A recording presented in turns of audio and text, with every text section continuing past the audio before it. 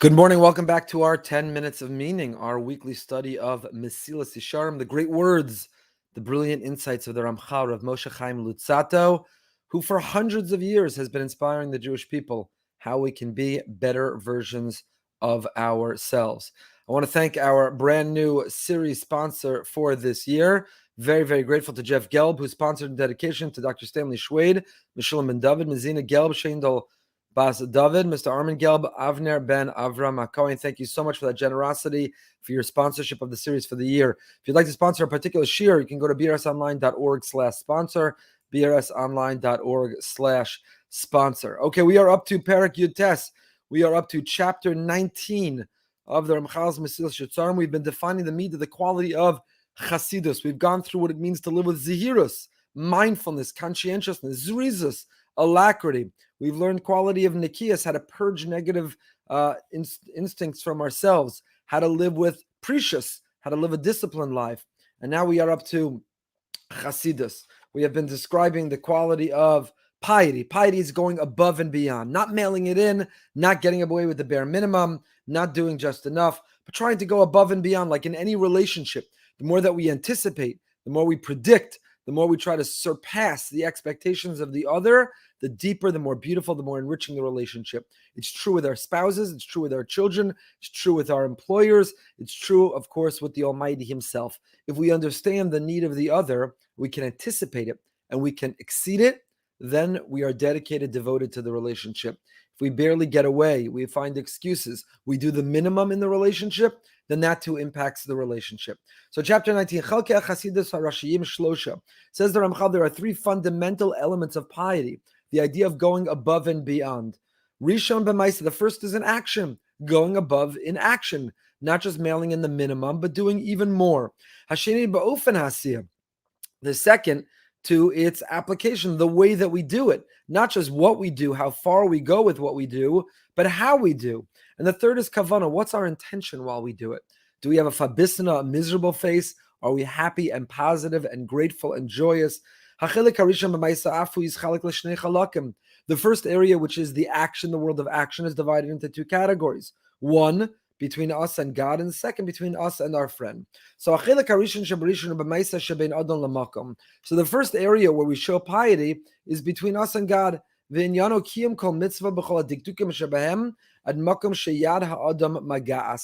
first level is to, what is a mitzvah?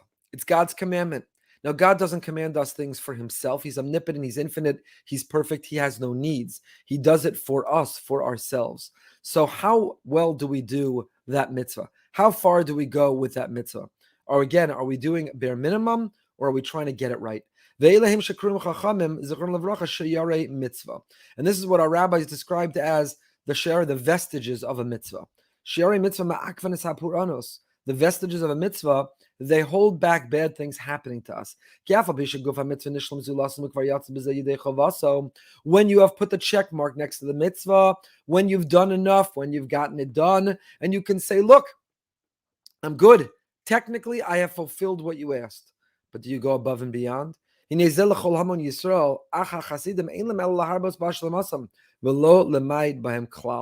the pious people, the people really devoted, really dedicated to a relationship, who really want to achieve the perfection, they don't get away with the bare minimum. So if my spouse says to me, what would you think about drying the dishes? We had a wonderful meal. It took an effort. Would you dry the dishes? I can dry the dishes, and all that was asked of me was to dry the dishes, so I dry them, and I leave them in the plastic thing that holds the dry dishes. Or I can dry the dishes and put them all away. And when my spouse walks in the kitchen, they say, where are the dry dishes? I say, well, I put them away. I went above and beyond. You just asked me to dry, but I care and went even above and beyond. So that will show the relationship.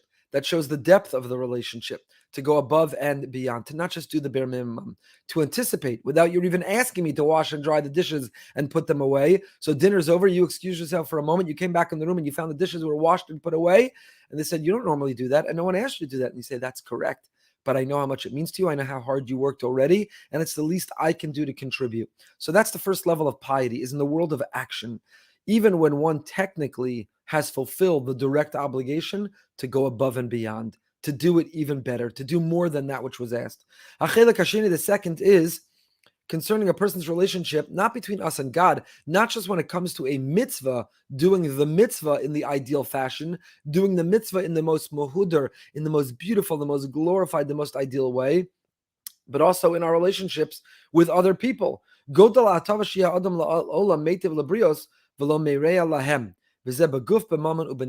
comes to our own self, when it comes to our body, when it comes to our money, our resources, our material possessions, and when it comes to our soul, what do we give? What do we sacrifice? How selfless are we towards others?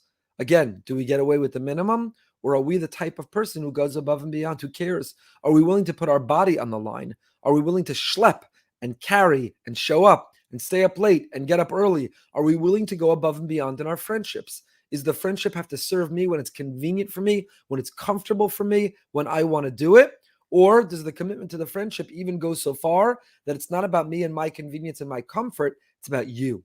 So I put my body on the line. I wake up early. I go to sleep late. I schlep. I carry something. Mammon, money, my resources. Does the friendship in a way that enhances my resources? Or am I willing to allocate my resources, to deplete my resources in order to be devoted and dedicated to the people around me? And of course, benefesh, my soul. Am I only interested in nourishing my soul? Or does my soul feel the pain of others? Can my soul share in the joy of others? Is my soul connected with others? Again, the bare minimum of friendship or going above and beyond. So now we're going to define the three areas. Baguf, when it comes to the body,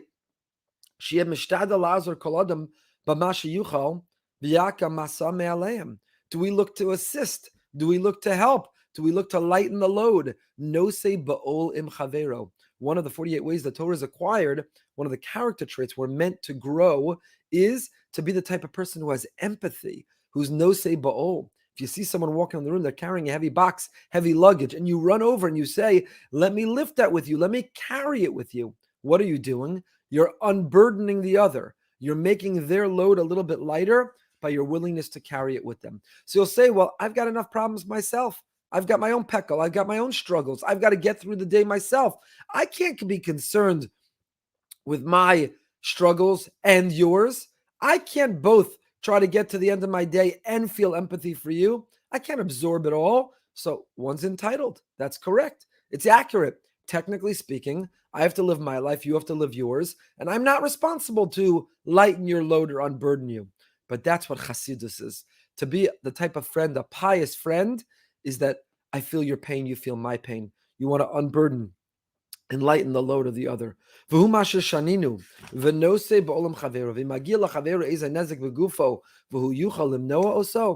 the other person is damaged, the other person is in danger, the other person or their possessions are threatened, do we step up? Do we stand up? Do we put something on the line to help them avoid the damage, the pain, the threat, or la'asiro, to remove it?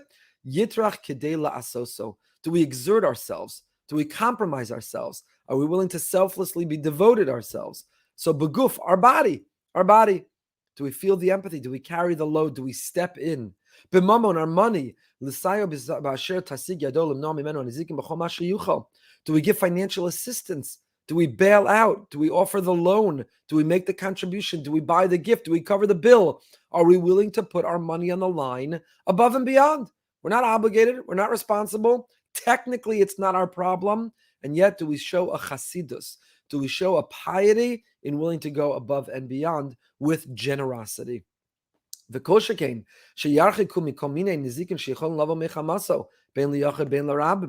in whatever way possible, prevent any harm from befalling someone else. Even if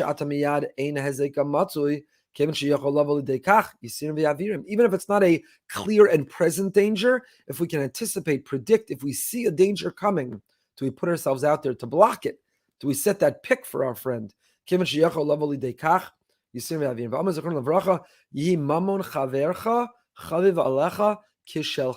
Mishnah in the second chapter of Pirkei Avos, Ethics of Our Fathers, tells us that our friend's money should be as precious and as dear to us as our own. As protective we are of our own assets, of our own material possessions, of our own money. We've worked so hard. And Talmud calls money damim, sweat, tears, blood. We put our all to earn that money. So we're protective and we're careful with it. Are we as careful with other people's money? Do we help them protect their money, their assets? Do we anticipate and tell them and help them avoid a danger that might be coming to what they own? This is what it means to be a pious friend. You could be a bare minimum friend. You could be a reactive friend. You could be a friend when you're called upon by another, or you could be the friend who anticipates, who steps in, who meets the needs, who goes above and beyond. So between us and God, there's the idea of the chassid going above and beyond, and between us and our fellow man, there's the idea of being a pious friend. What kind of friend do you want to be? A bare minimum friend or a pious friend? Do you want to be a fair weather friend, or do you want to be a great friend? Do you want to look for greatness in friendship? We'll continue with this next week. Stay tuned for Living with Emunah 845, right back here on our YouTube channel. Again, if you'd like to sponsor, brsonline.org/sponsor. You can find all of our classes. Come learn with us. Subscribe on YouTube. You'll know every time we go live to learn together. Or you could watch on RabbiEphraimGoldberg.org or download the app. Until next time, stay happy, stay healthy, and stay holy.